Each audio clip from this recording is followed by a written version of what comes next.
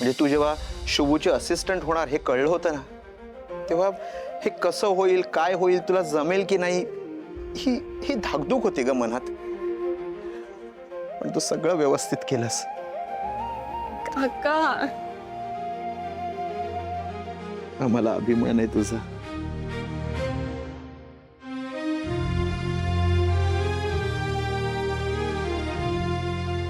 खरं तर हे सगळं फक्त तुझ्यामुळे झालंय. मी तुला थँक्यू म्हणायला हवं. तू नसतास ना तर हे सगळं झालंच नसतं. तुझ्याच डोक्यात ही आयडिया आली की मी बाबांबरोबर काम करायला हवं. आणि तेव्हा वेड्यासारखी हसले होते मी तुझ्यावर. पण बरं झालं मी तुझं ऐकलं. Thank you, thank you so much.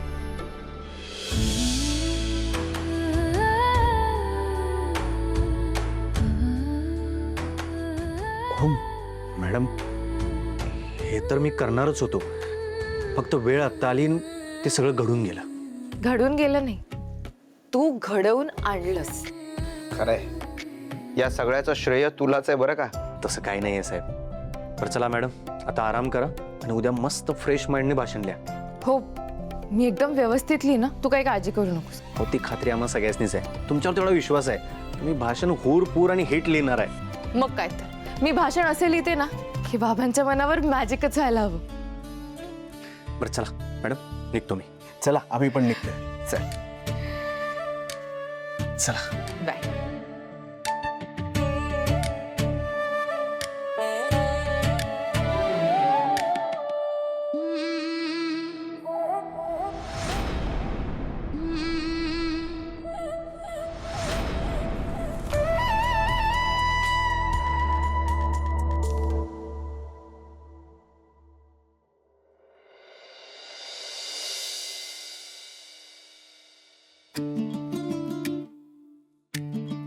Shubhu, हा मॅडम.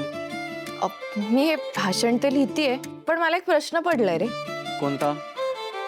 अरे म्हणजे भाषणात आपण काय आयडियल सिच्युएशन्स काय आहेत ते सांगतो.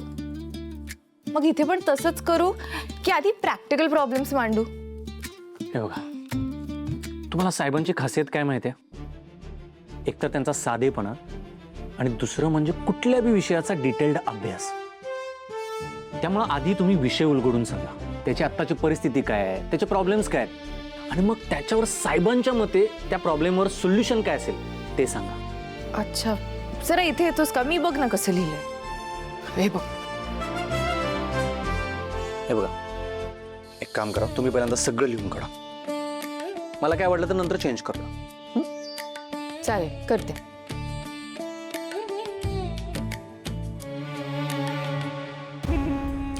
या शुभ्याचं ना काहीतरी करावंच लागेल आता. तो प्रत्येक कामात श्रावणीची मदत करतोय आणि म्हणूनच ती श्रावणी सगळी कामं उत्तम पद्धतीने पूर्ण करते. आज विश्वंभरनी तिला भाषण लिहून द्यायला सांगितलं. हे जर असंच चालू राहिलं ना तर बाप लेक एकत्र यायला वेळ लागणार नाही. नाही नाही, मी हे होऊ देणार नाही.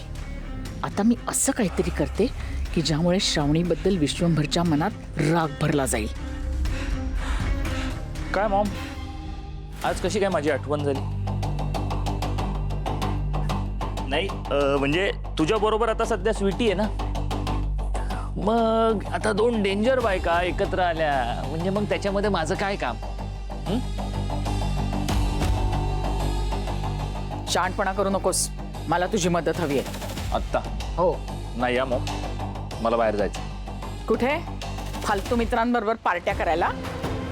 मॉम, पार्टी नाही, मला माझं माइंड फ्रेश करायचा विचार होता. कसला माइंड फ्रेश करतोयस? इथे सगळं मी जे काही करते ना ते तुझ्यासाठी करते. त्यामुळे मला टाळण्याचा प्रयत्न कधीच करू नकोस मॅडी, समजलाय? ठीक आहे, काय काम आहे सांग. शुभ्याला गायब करायचंय. काय? अरे गायब म्हणजे काम तमाम वाला गायब नाही. काल मी कसं त्याला दिवसभर घरातनं बाहेर पाठवलं होतं तसं गायब करायचंय. मग आता त्याला आज कुठलं काम सांगायचं? हे बघ, त्याचा विचार तू करू नकोस, मी सांगते तसं कर. तू एका अननोन नंबरवरनं त्याला मेसेज कर की शिरीष घाणेकर पळालाय. ओ, परफेक्ट प्लॅन आहे. मी इथे श्रावणीला बघते, तू तिथे शुभ्याला बघ. म्हणजे कसं एका दगडात दोन पक्षी मारले जातील. म्हणजे इथे श्रावणीच्या कामात अडथळे आणून मी तिची वाट लावेन आणि तिकडे शुभ्याचा पाठलाग करून शिरीष घाणेकर कुठे ते कळेल. वा मॉम, तुझं डोकं मात्र मस्त चालतं. आता जास्त वेळ इथे घालवू नकोस, कामाला लाग. चल निघ. बाकी जे व्हायचं ते होणारच.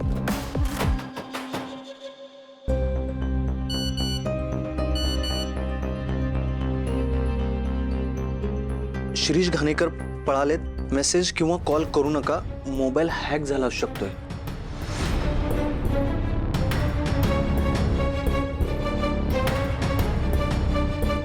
मॅडम, शिरीष घाणेकर पळाले असा मेसेज आलाय.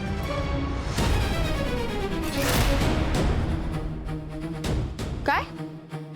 कोणी पाठवलंय? अननोन नंबर आहे.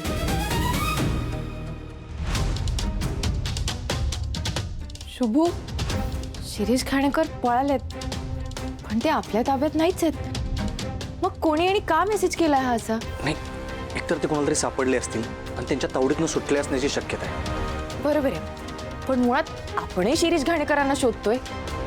या मेसेज करणाऱ्या माणसाला कसं कळलं? ही सगळी माहिती यो व्यक्तीच सांगू शकेल. या व्यक्तीपर्यंत पोहोचणं लय गरजेचं आहे. तो मेसेज इग्नोर करून नाही सांगणार आपल्याला. पण शुभू, आपला शिरीष घाणेकरांचा आणि ह्या माणसाचा काय संबंध? काय बी कळत नाही. मला सांग, अजून काही डिटेल्स आहेत का मेसेजमध्ये? नाही हो, हे बघा, फक्त असा मेसेज आलाय, शिरीष घाणेकर पळालेत, मेसेज किंवा कॉल करू नका, मोबाईल हॅक झाला असू शकतोय. थांबा.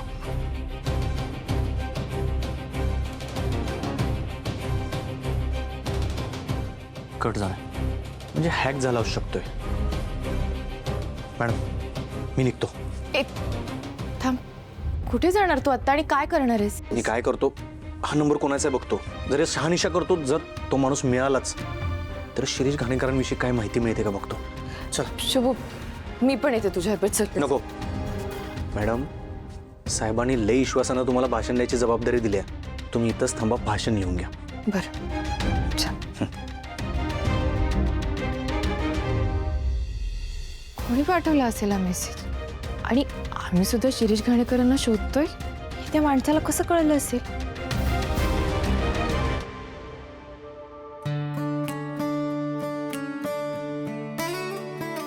वर्षा, दूध गरम झालं की मी श्रावणी मॅडमला नेऊन देते. तू ते भाज्या वगैरे राहू दे, नाश्त्याची भांडी राहिलेत ती धुवून घे जा.